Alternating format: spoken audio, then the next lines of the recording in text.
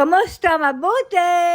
For today's video, dali-dali akong bumaba dahil may pinadala ng pagkain si Imadora sa kanyang caregiver na si Maria. Pagbaba ko nga ay sakto naman na paalis na si Maria at ipinasok na lamang sa loob yung kanyang dala. Dali-dali ding umalis si Maria dahil flight niya ng araw na yan at magbabakasyon siya sa kanyang bansa na Moldova. Ang bansang Moldova ay parte ng Europe at kalapit bansa lamang din ng Romania kung saan ipinanganak at lumaki din ang magkapatid ni Lola. Kaya si Maria at ang magkapatid ni Lola ay iisa lamang ang lingwahe nila. Kaya mas gusto ni Imadora ang caregiver na Moldova kaysa sa Pinoy dahil iisa nga ang kanilang lingwahe ay mas nagkakaintindihan sila. Kahit nga si Lola nung wala pa ako dito ay mas gusto niya din ang caregiver na Moldova. Ang kaso ay ayaw naman ng anak ni Lola na panganay dahil siya naman daw mahihirapan na makipagkomunikasyon dahil hindi daw siya marunong ng salitang Romanit o Romanian. At mas gusto niya ang Pinay dahil marunong siyang magsalita ng English. At tingin niya sa mga Pilipino ay marunong at nakakaintindi din ng English kaya hindi siya mahihirapan na makipagkomunikasyon. Nung nabubuhay pa ang anak ni Lola na panganay ay araw-araw din siyang nandito sa bahay at tinutulungan niya ako sa pag-aasikaso kay Lola. Kaya araw-araw din na nagkakausap kami. Ayun nga pinakita ko muna kay Lola ang mga padalang pagkain ng kanyang kapatid na si Imadora. Naawa nga din si Lola kay Maria dahil hindi man lamang daw nabilhan ng kanyang kapatid na si Imadora ng chocolate para maipadala sa mga anak nito. Ilang beses nga din sinabihan ni Lola si Imadora na bilhan ng chocolate si Maria. Ang kaso'y sabi ni Imadora ay wag na daw at madami na daw itong dala at binigyan din daw ng kanyang anak. Nasanay kasi si Lola sa akin na kapag umuwi ako ng Pinas ay binibigyan ako ni Lola ng pera pambili ng chocolate para daw sa aking mga anak.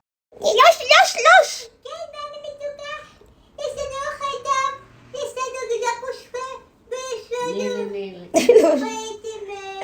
At Diyos at siring. Bye, chulo, balika chulo, bye, chulo, balika chulo, bye, chulo, balika chulo, bye, chulo, balika chulo. Paru-parong buho. Muki, paru,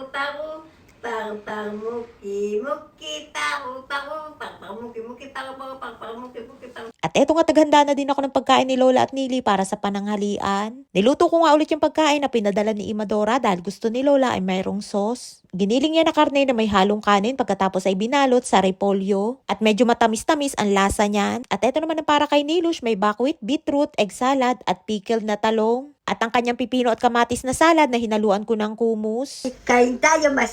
Kain tayo masarap. Bon! Ganda, mami. Gat! Ayun nga, happy-tummy na naman si Nilush for today's video at lagi nga yung excited sa oras ng kainan. Sinili nga yung tipo na hindi pwedeng isabak dun sa ginagawang challenge sa mga bata. Yung lalagyan ng pagkain sa harapan pagkatapos ay sasabihin na aalis ka at wag gagalawin o kakainin yung pagkain hanggat hindi ka bumabalik. Ay baka pag kay Nili ko nga ginawa yun, ay katatalikod ko pa nga lamang ay nasandok at naisubo na agad ang pagkain.